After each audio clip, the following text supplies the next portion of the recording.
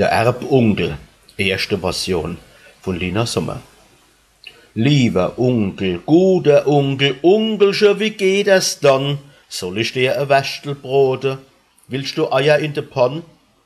Komm, do hock dich in dein Sessel, mach das noch recht kommod.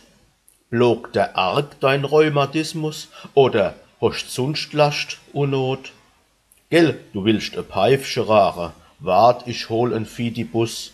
Ist dein Schnuppe jetzt vergangen? Bist denn los dein Hexenschuss? Guck, ich mach mir oft Gedanken, ob du auch recht gut versorgt, ob dei Scheppi Aldi Babette ordentlich für dich kocht und sorgt. Willst du dann nicht zu uns ziehen? Mensch, was hättst das dann so schön und wie täte mehr uns freie, all miteinander groß und klein.